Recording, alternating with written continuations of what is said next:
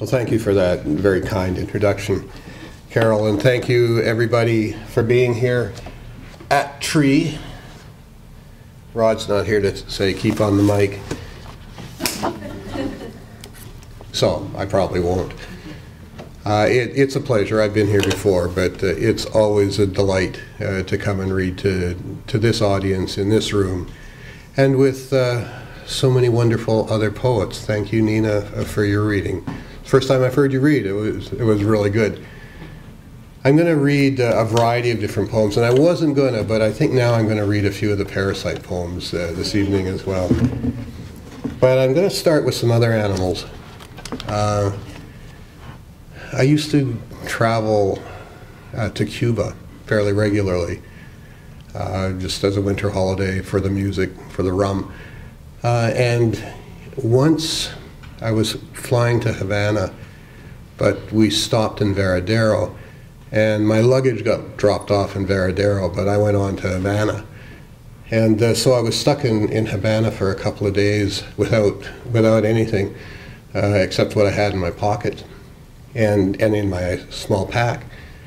And in that pack were a bunch of novels, most of which I'd read, and I wanted to get rid of them because they were really heavy.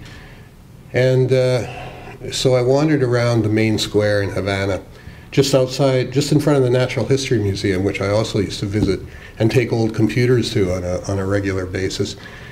But I just poked around. I speak very limited Spanish and read extremely limited Spanish, so I was looking for something that would be really easy to read, or maybe even some other English books. And I found this tiny little paperback book of poems by a Cuban poet named Nicolas Guillen, who, as I found out later, was an extremely popular poet for many years in Cuba. And the name of the book was El Gran Zoo, the Big Zoo. And since I've got a background in natural history museums, I was kind of intrigued. And the poems seemed to be relatively straightforward, so I traded 3 fat novels for this one little 54-page, really raggedy 54-page book of Spanish poems. And as I waited for my luggage to arrive, I spent a couple days trying to do a really literal translation of the poems. And I did. I mean, it was crude, it was poorly done. But I had something. And I came home, and I've worked on that sequence every year since 2003. And so it went through at least 10 different permutations.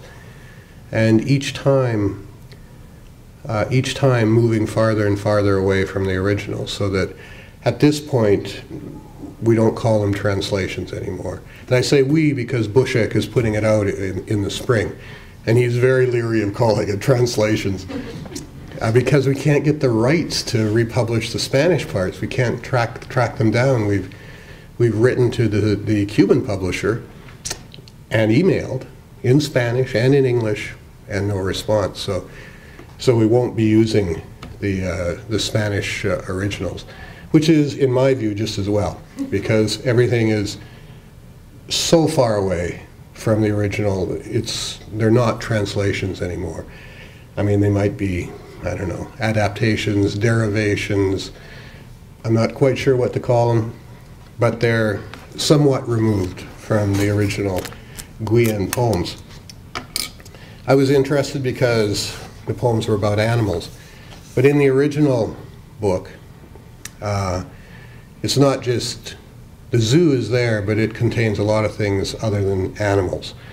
It contains a cloud room, for instance. It contains speculators. It contains all sorts of creatures and critters and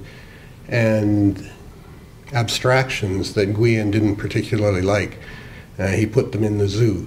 He was a strong supporter of the communist regime as it came in and kicked out Batista. And so there are a lot of references to Americans, usually negative, and a variety of references to gangsters and thugs and people who ran the casinos in Cuba. They all end up in the zoo where they're underfed and plucking their feathers out. But the first poem I'm going to read from that sequence is called Guitarra. And the reason I was particularly keen on it, I had gone, one of the reasons I went to Cuba was to play music. And I bought myself a tres, which is a kind of a Cuban guitar. And so I was quite struck that he was writing about guitars here. I brought the tres home, by the way, and it was in the middle of winter, and about 2 weeks later it just shattered. It dried out so badly it just broke. Guitarra. They were hunting for music under the full moon. They were pale and elegant and promiscuous. They were delicate. The guitar they brought home, at least it's better than the last one. You can hear its grained thrum with the old songs, and this time you didn't have to fuck anybody for it. Ah, the old wings go flutter, flutter. Put that thing in the case, if there is a case, and let it dream for a while. You can play the other one.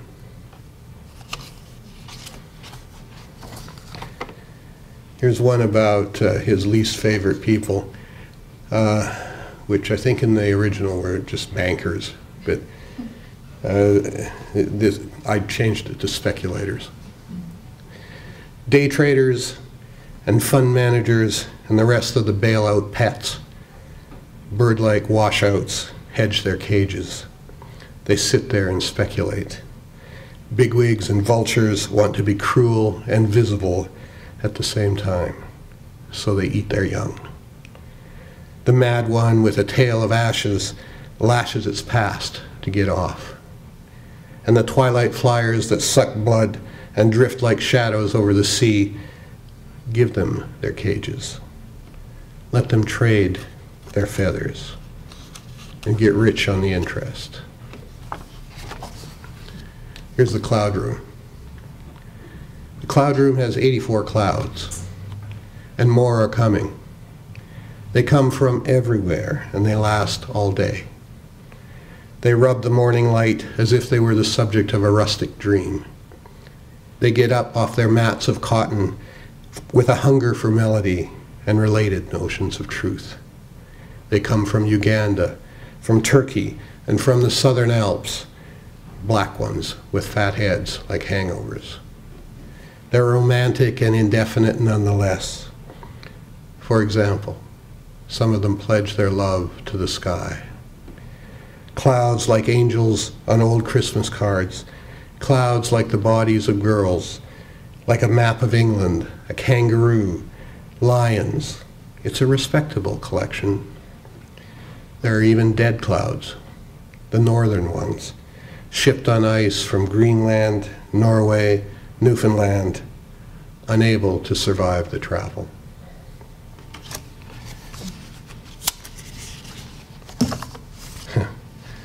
Just a couple more from this sequence. This is called a papaya. And maybe lots of people know this, but I certainly didn't at the time. Papaya is a slang term for female genitalia in a lot of Latin countries. The papaya, animal, vegetable, no one is certain what its sin was. It says, look here, it's pure coincidence I suffer in the literature, get dumped and get picked up. Seems like you only come around when you want to get laid. Not a chance, bub, not a chance.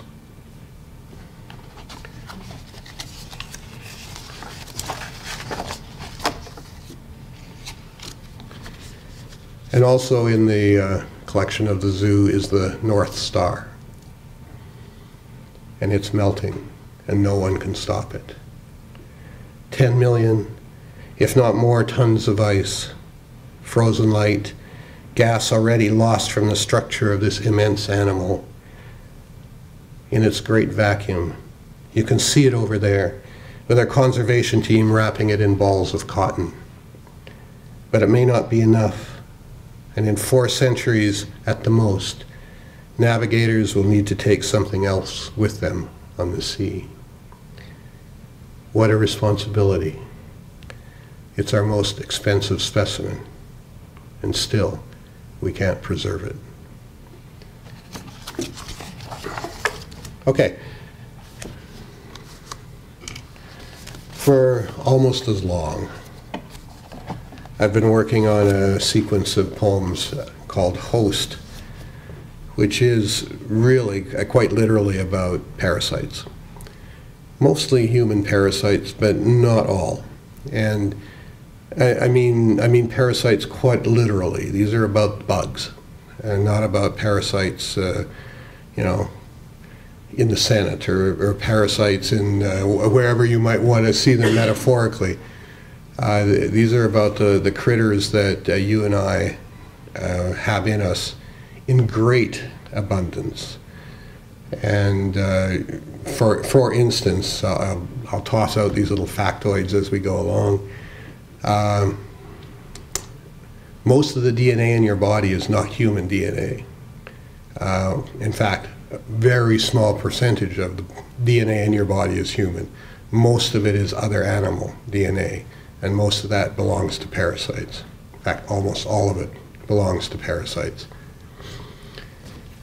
Some of these critters have co-evolved with humans, i.e., they were with us right from the beginning. And there are a lot of studies now that indicate that they have influenced our behavior. Influence our behavior today, but also influenced our behavior throughout evolutionary time as well, which I think is particularly interesting for a variety of reasons. Certainly people who are interested in questions of identity should certainly look at toxoplasma, which is one of the most prevalent parasites in the world, enters humans through their cats, and does influence human behavior. So I'm going to read a few poems from this sequence, which is a long way from finished. It's a sequence that gets about 2 poems a year added to it. And God knows, it may never be done. It begins with just sort of an envoi, just sort of a welcome to the bugs. Come in, my friends, my sprites, my microscopic angels. There is no body left. This is not about loss. To be alive is to be alive with you. The cloaks of invisibility are gone. All your precision, all your finitude is not who you are. The body is not exhausted by explicability, but by your hunger. There's one particular microscopic worm that does infect humans, mostly not in the northern hemisphere, but it's heat sensitive. And there are, of course, heat gradients running all through your body, and you tend to be warmer at the core and cooler at the edge of the skin. Well, this worm in the daytime prefers to stay as close as he can to the center of the body, but every night he migrates. And people can have thousands of these tiny little worms in them. They migrate to the surface of the skin, up to the surface of the skin, and they wait there. And they do this for a very specific reason, because you're only their temporary host. You're not where they want to be. They want to be in another animal, and in order to get to that other animal, they need to come to the surface of your skin and be picked up by a mosquito, which will pick them up as they bite you and then take them to their final host. And of course, it's part of a cycle. They come back around, and you usually get them in a larval stage, and they grow to size inside you. This is called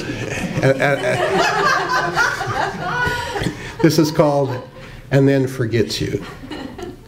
Subcutaneous quiver. After dark, the worms move. They're leaving. They rise to the edge of the host, to the bottom of the skin, and wait for another life. If a mosquito does not find them by 2 in the morning, they return through the hospitable subject to the deeper ooze of the tissue. Do you get unaccountable itches, goose flesh, night sweats? Does someone run a finger down your sternum? Or does it just feel that way? Still, you're being abandoned. The mosquito finds you in your sleep, whatever is left of you, and then forgets you.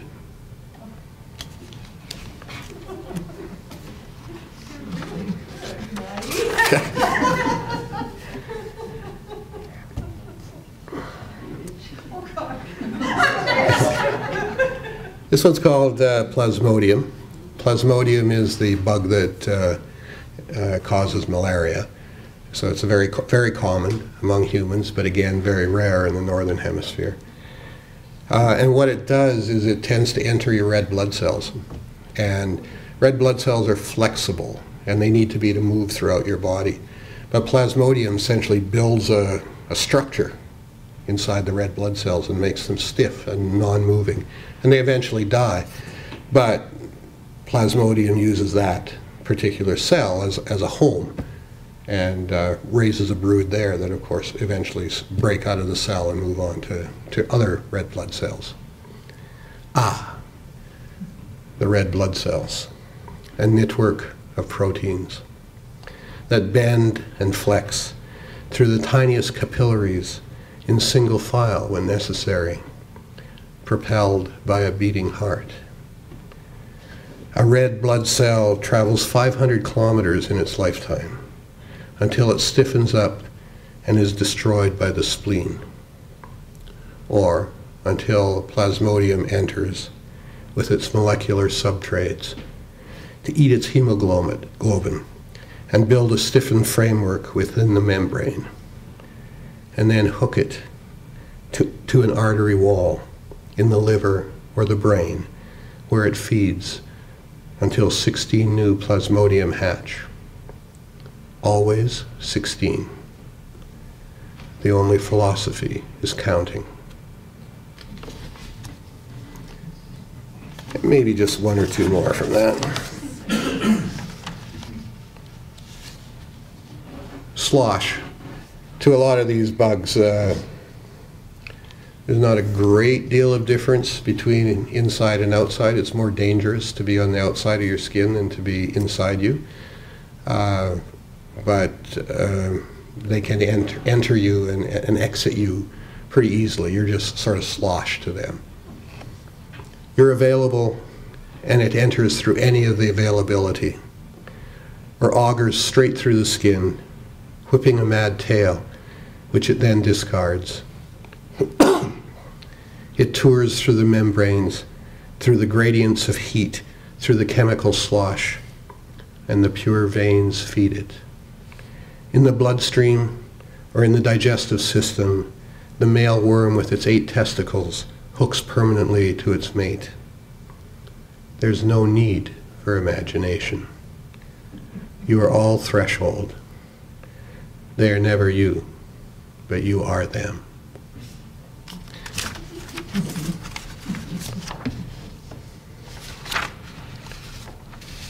Okay, one more, and I'll read the chagas, the kissing bug one.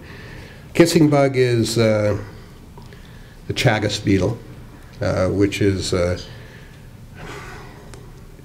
in some forms, is a parasite, but lives independently of humans as well. It's very common in Latin America, rare in North America. But it tends to crawl out at night and and bite you on your eyelids or your lips and deposit its eggs near the bite mark. So if you start scratching, you rub the eggs into the opening, and it's pretty devastating. It kills people. But it's the kissing bug. At night, the kissing bug climbs out of the walls and kisses. The salts and acids of your lips, of your eyelids, in the cool room you were sleeping in the vapors of reality you were sleeping in the mosquito nets. Do you know how you got it? This idea of an inside, the vector of an inside, how you have rubbed it into the opening and you itch. Imagine the contiguous things, which have no imagination themselves, and so are drawn to you, where the skin is thinnest, and the imaginary has its surface markers, but no cure. The kissing bug climbs out of the wall, out of the corners, out of the cracks in the plaster, the nail hole for the crucifix, and the drilled holes for the TV, out of everything you imagined it was in, and kisses. It kisses you until you know exactly where it is. I'm going to finish up with a few less creepy, or at least less obviously creepy poems. As some of you know, I live in the east end of Ottawa, and I live just a couple blocks away from where CSIS and now the Communications Security Establishment of Canada have built immense new buildings. There's a huge campus there of intelligence work.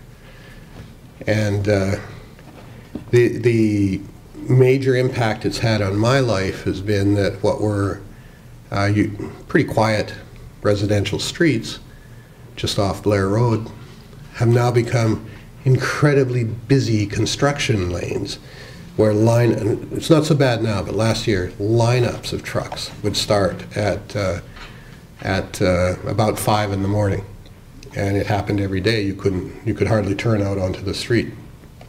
And the construction workers, there were so many of them, they were renting spots in all the residences all along the streets just so they could park, because there wasn't enough room in the parking lots.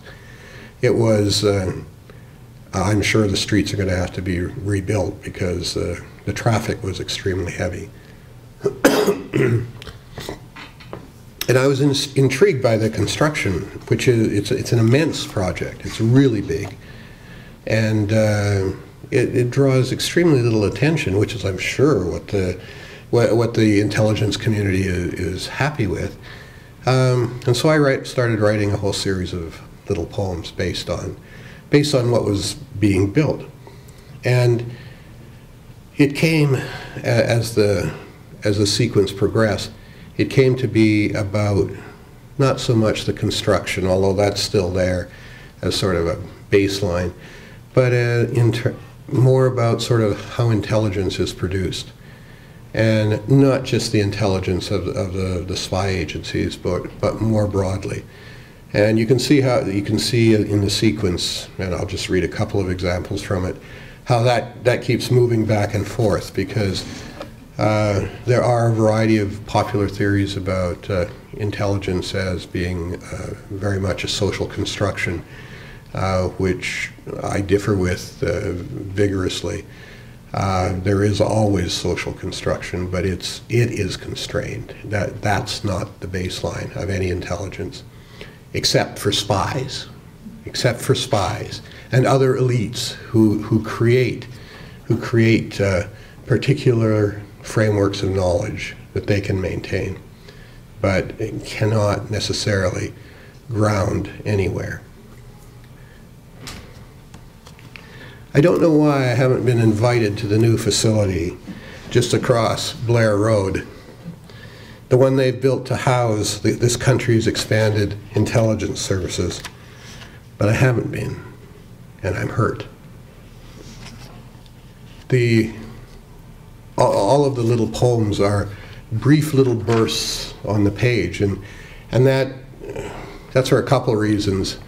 One, I always have limited time in which to write, so there's that. But it's also because most of the intelligence that's gathered by our intelligence gathering agencies is gathered in little bursts. It's very rare that you get a whole picture of anything from anywhere. You have to construct any kind of serious intelligence. It's little factoids here and a little bit of information there. But since I'm not part of the intelligence community, all of the poems begin with what I don't know.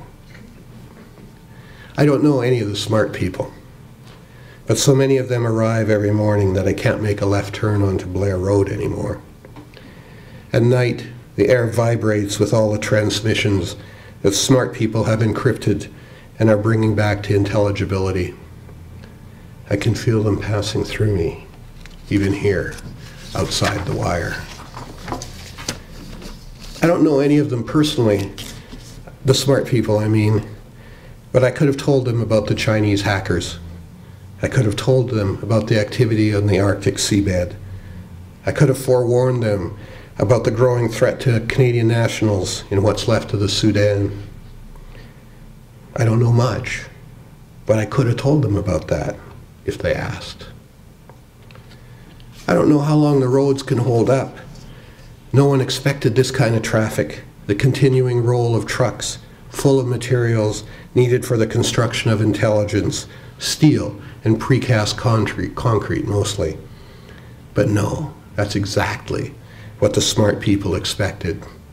Intelligence, once it's built, always acts like it wasn't. I don't know why I can't get in. Cars line up for hours just to see the light. When I stand on the road beyond the perimeter, I light up with the glow, which is what happens when secrets get excited by adequate wavelengths and the attentions of smart people. I don't know what the intelligence was before it was, intelligence. Just the endless whistle of data, so much grease in the atmospheres. Definitely not words, the way they want to settle into their inner sanctum that gets scraped clean every morning. I mean, before that.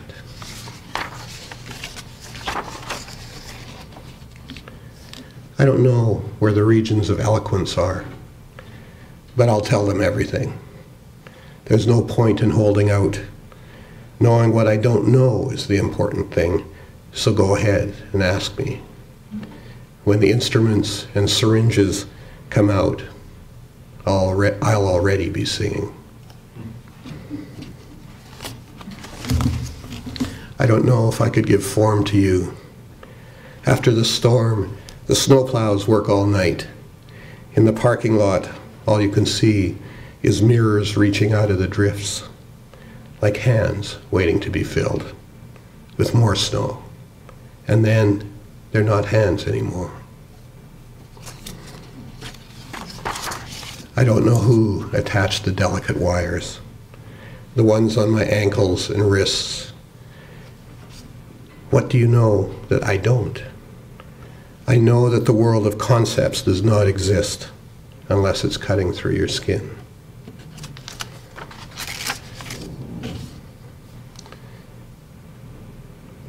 I don't know why it makes me nervous whenever these little community updates arrive in the mail. They get stuck in the mailbox overnight. Am I the only one that gets them? No, I don't think so. I'm just a conventional body, the one that cannot wait. Just one or two more. I don't know why they bothered to train me to remember all the license plates. I have to admit, I can't remember them all. And when I can't remember them, I just make them up. And when I can't make them up, they just stop coming. I don't know why poets think that their language makes them radical. Usually, their language makes them conservative, if mildly so. When they get rounded up for the photo shoot or the interrogation, they can't help themselves. They always look flattered.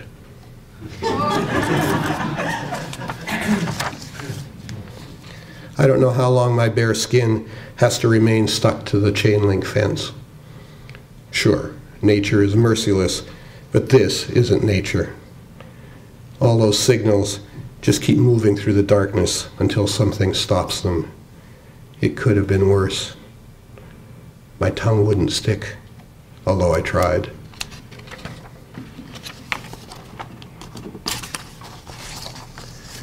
I don't know if remote sensing is the best alternative. Every time I'm sensed, I'm reminded that I'm mostly not me. You can see how it relates to host. But I can feel it tingling at the base of my scrotum. Tomorrow, maybe I will be. Thank you.